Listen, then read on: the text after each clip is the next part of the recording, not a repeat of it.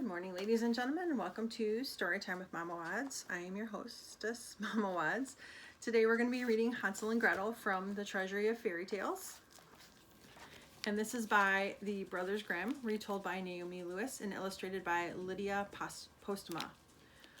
Once, long ago, at the edge of a great forest, there lived a poor woodcutter with his wife and 2 children. The boy was called Hansel, and the girl Gretel. Times were always hard for them. But then a great famine seized the land, and soon they had almost nothing to eat at all. One night, as he tossed and turned, unable to sleep, the woodcutter said to his wife, "What is to become of us? How can we feed our children when there is scarcely enough crust for us?" The wife said, "Listen, husband, tomorrow we will take them deep into the forest. We will light a fire for them and give them each the last piece of bread.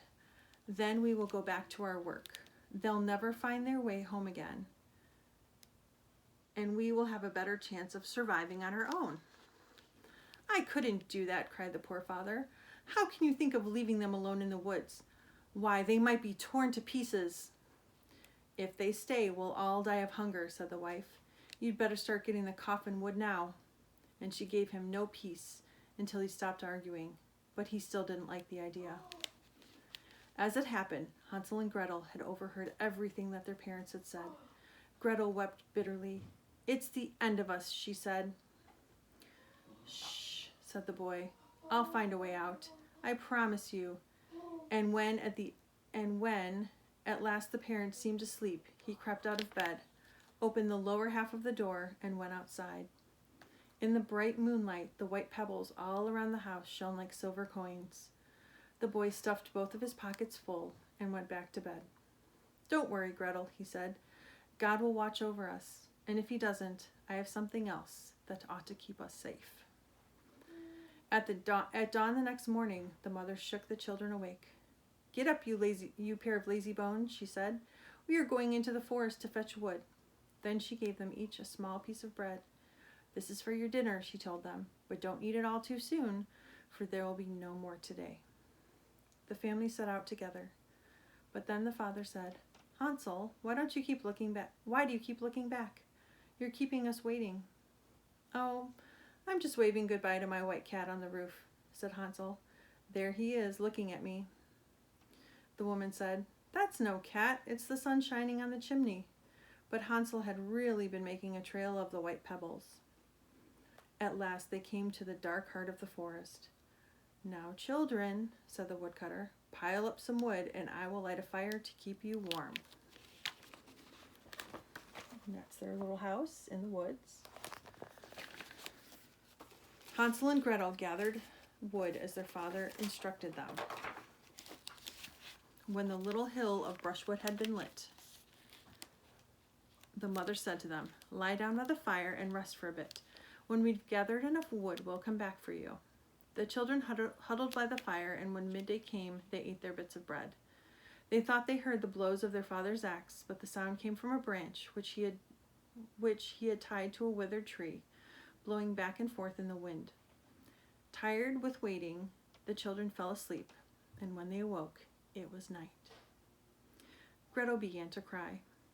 "How shall we ever find our way home again?" she lamented. "I told you not to worry," said Hansel. "Just wait until the moon rises and you'll see." And when the moon was high in the sky, Hansel took his sister by the hand, and following his trail of pebbles, shining just like silver, he led her home. It was already dawn when they arrived.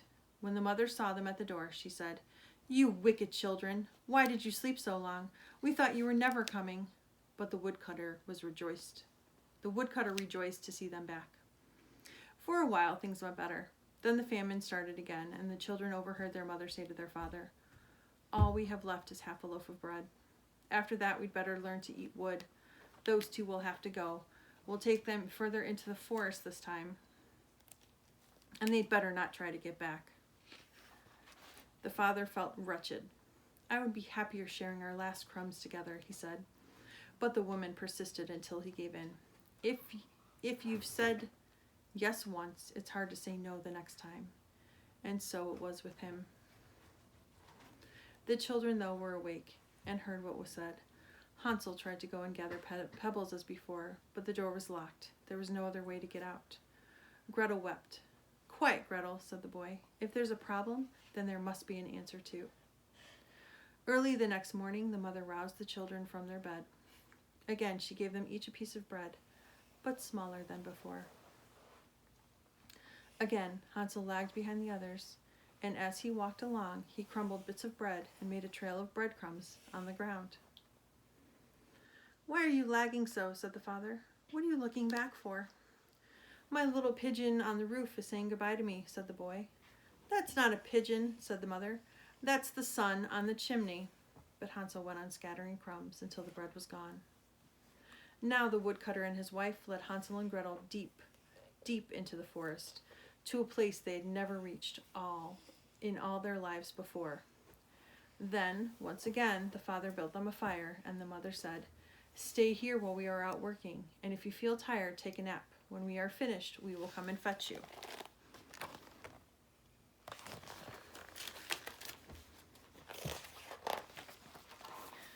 But hours crept by and no one came. Gretel shared her piece of bread with Hansel, and they fell asleep. When they awoke, it was night. Don't worry, Gretel, said the boy. When the moon rises, we'll be able to follow the trail of crumbs as we did before. But when the moon rose, there were no crumbs to be seen, for the birds had eaten them all. Oh, we'll find a way somehow, said Hansel. But they didn't. They walked the whole night and all the next day, and they only got themselves deeper into the trees. By now, they were terribly hungry, as well as tired, and so they lay down and slept. When they woke up, it was their third day in the wood. That afternoon, they saw a beautiful snow-white bird sitting on a bough. It sang so sweetly that they stood and listened. Then it flapped its wings and flew on ahead of them, as if it wished for them to follow. And follow they did, until it came to a tiny house and settled on the roof. The house was most unusual. It was made of bread. The roof was of rich iced cake, and the windows of sparkling sugar. Well, said Hansel, the Lord must have us in mind. You eat a piece of the window, Gretel. I'll take some of the roof. He reached up and broke off a piece of the roof, while Gretel leaned against the window and nibbled at the sweet, delicious panes. And they heard a soft voice call from inside. Nibble, nibble, mousekin, who's nibbling at my housekin? The children answered, The wind so wild, the holy child, nothing more is at your door. But they were too hungry to stop eating. Hansel broke off a good chunk of the roof. Gretel took a whole round of window pane and sat on the ground to enjoy it.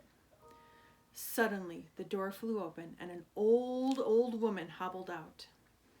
The children were so frightened that they dropped the cake and sugar, but the old woman simply said, Oh, you dear little things, however did you get here? Come inside. There's nothing to be afraid of. She grasped the hand of each and led them into the house. There she gave them a splendid supper of milk, pancakes, and fruit. And when they could eat no more, she tucked them into pretty little beds made with clean white linen. Hansel and Gretel thought they must be in heaven. But they were wrong. The old woman was not being kind. Oh no. She was a wicked witch whose favorite dish was roasted child. She had built, there's the old woman's candy house. She had built her wondrous house just to lure them in. Witches, you know, have weak eyesight, but they also have a very keen sense of smell. This witch had known in advance that the two were on the way. Here's a fine pair, she had told herself, and they won't get away from me, oh no. Early the next morning, she went up to look at them sleeping. What tasty morsels, she said, but they'll do with a bit more fattening. She grabbed Hansel and locked him in a little stone prison with a window barred with iron. Don't bother to scream, she said. There's no one here to notice.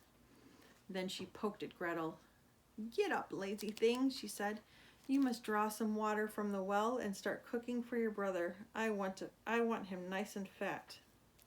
When Gretel saw that her tears had no effect on the witch, she did as she was told.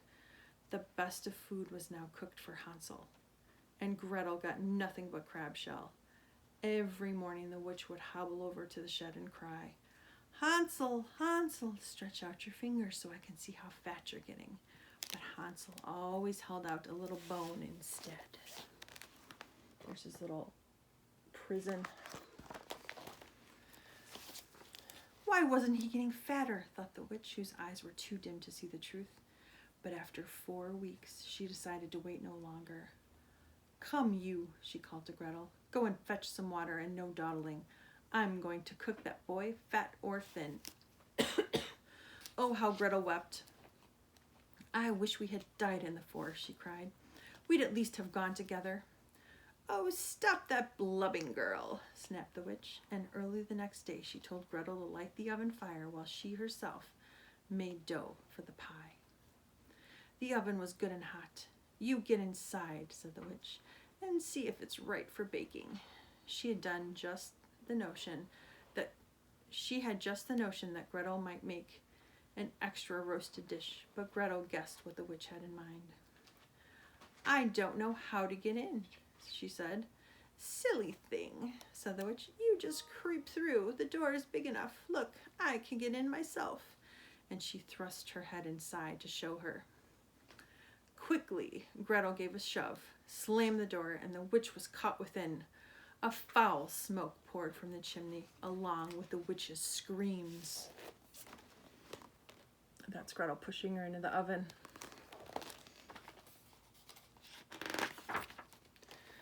Gretel ran to the shed shouting, "Hansel, Hansel, the witch is dead! We are saved!" and opened the door of his prison. They danced about and laughed and kissed until they were quite worn out. And they went through all the witch's house.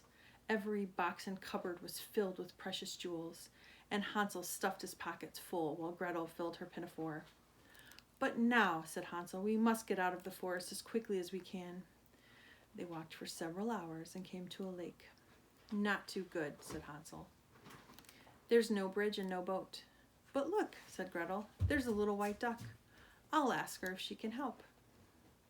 The duck agreed, and Hansel sat on her back. "Come, sit behind," he said to Gretel. But she said, "No, we would be too heavy. Let her take us one at a time." And the good little duck did that. When they were safely across, they walked on until they reached a part of the forest that seemed familiar, and there they saw, small in the distance, their own house. That's Hansel riding on the duck's back.